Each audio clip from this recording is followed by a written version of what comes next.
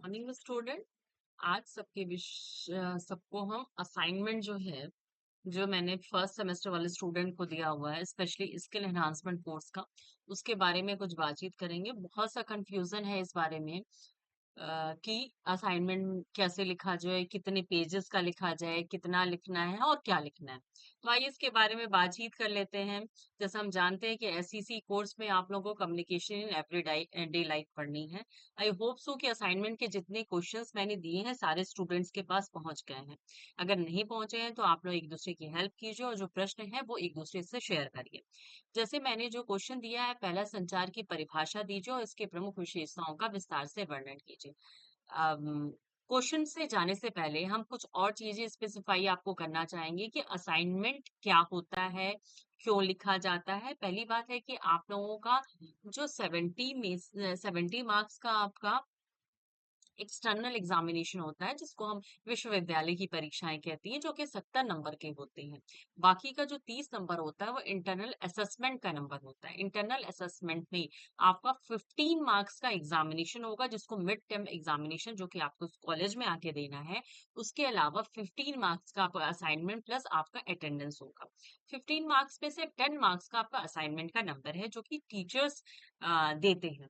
Assignment का मतलब होता है किसी तरह का कोई वर्क। तो जब भी आपको कोई वर्क दिया जाता है तो आप हमेशा कोशिश में रहते हो कि मेरा बेस्ट से बेस्ट परफॉर्मेंस हो।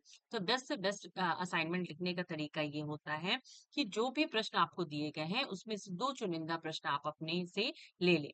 अब कितना बड़ा लिखा जाए, ये क्वेश्चन बहुत रैशनल क्वेश्चन नहीं है। आपसे जो क्वेश्चन पूछा जा रहा है उस क्वेश्चन का पूरा आंसर लिख देंगे तो वो आंसर आपका कंप्लीट हो जाएगा। उसमें बड़ा छोटे से कोई मतलब नहीं है। लेकिन जनरली एक क्वेश्चन का आंसर आप 3 से 4 पेज के बीच में देंगे तो वो डिस्क्रिप्टिव आंसर होगा। लॉन्ग आंसर टाइप के क्वेश्चंस ही असाइनमेंट में दिए जाते हैं। असाइनमेंट के पहले पेज पे आप अपना नाम, अपना रोल नंबर, अपने फादर्स का नेम और प्लस जिस विषय का असाइनमेंट दिया जा रहा है उसकी चर्चा जरूर करेंगे। नीचे में आपके जो भी असाइंड फैकल्टी नेम है, यानी कि टीचर नेम, ये जरूर मेंशन कर दीजिएगा और स्टूडेंट नेम मेंशन कर दीजिएगा। असाइनमेंट बहुत अच्छी तरह बनाइएगा।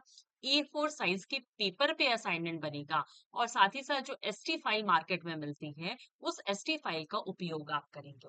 अब कई बच्चों के मन में क्वेश्चन होगा कि एसटी फाइल क्या होती है। तो एसटी फाइल का एक नमूना आपके सामने ये है कि इस तरह की जो फाइल्स होती है उसको हम एसटी फाइल के नाम से जानते हैं।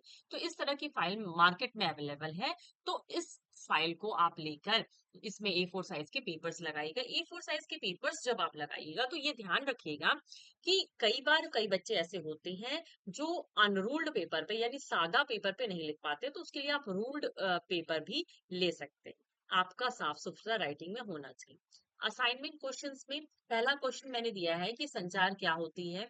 संचार की परिभाषा दीजिए और उसकी प्रमुख विशेषताओं का वर्णन कीजिए।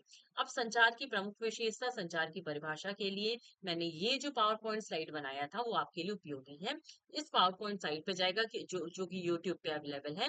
इसमें आपको संचार के बारे में मैंने 2 लाइन लिख दिया है कि संचार एक ऐसी प्रक्रिया जिसके माध्यम से दो या दो से अधिक लोग अपने विचारों, जानकारियों और भावनाओं को एक दूसरे के साथ साझा करते हैं, उसको आप संचार कहते हैं। संचार की प्रमुख विशेषताओं के बारे में मैंने आपको ऑलरेडी वीडियो बना के दे दिया है। आप उसी वीडियो पे जाएंगे, उस वीडियो को पॉज कर करके उसकी विशेषताओं को नोट करेंगे। तो टोटल अगर आप देखेंगे कि मैंने इसमें आपको 10 विशेषताओं के बारे में बताया है, तो इस 10 विशेषताओं में जब आप लिख लेंगे तो आपकी क्वेश्चन का आंसर कंप्लीट हो जाएगा। अब आइए सेकंड क्वेश्चन पे चलते हैं कि संचार के 7 C's की व्याख्या कीजिए। तो 7 C's जो है संचार में क्या होते हैं, ये भी हमारा जो लेक्चर है वो यूट्यूब पे अवेलेबल है, the 7 C's of communication. 7 C's of communication कहने का मतलब होता है कि संचार की 7 प्रमुख विशेषताएं जो कि आपको सुनिश्चित करती है कि संचार जो है बहुत ही स्पष्ट और प्रभावी ढंग से हुआ है। इसमें 7 C's क्या है, जिसमें सबसे पहला सी होता है क्लैरिटी, कंसाइसनेस, कंक्रीटनेस, करेक्टनेस, कंसिडरेशन और कंप्लीटनेस।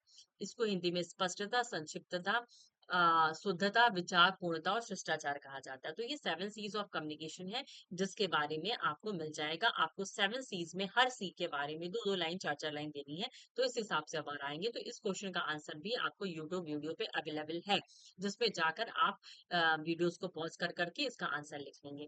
नेक्स्ट क्वेश्चन पे चलते हैं, जो कि असाइनमेंट में दिया है, नेटिक्वेट्स की परिभाषा दीजिए।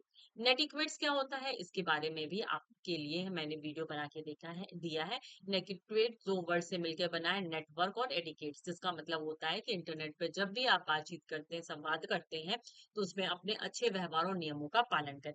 तो नेटिक्वेट्स के प्रमुख तत्व क्या है, उन चीजों को आप दे सकते हैं। इस प्रमुख तत्व के बारे में भी आपको वीडियोस में मिला है, वीडियोस को पॉज करके आप इसके डिस्क्रिप्टिव पोर्शन को नोट कर सकते हैं।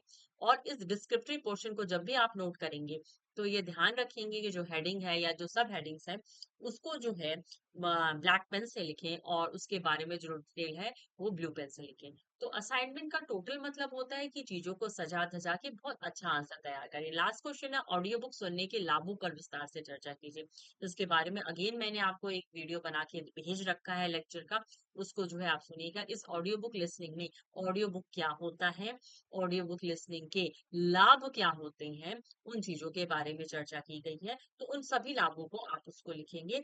ऑडियो बुक डिस्कशन का जो पोर्शन है उसको छोड़ देंगे, बट ऑडियो बुक क्या है और उसकी विशेषताओं, उसकी लाभों को की चर्चा आप कर देंगे। तो आपका ये जो क्वेश्चन होगा वो कंप्लीट हो जाएगा। तो टोटल 4 क्वेश्चन दिए गए, इस 4 क्वेश्चन में आप 2 क्वेश्चन का आंसर देंगे, जिसके सारे जो मटेरियल्स हैं यूट्यूब लेक्चर पे अवेलेबल है। तो आप जाइए, उससे आप आंसर लिखिए।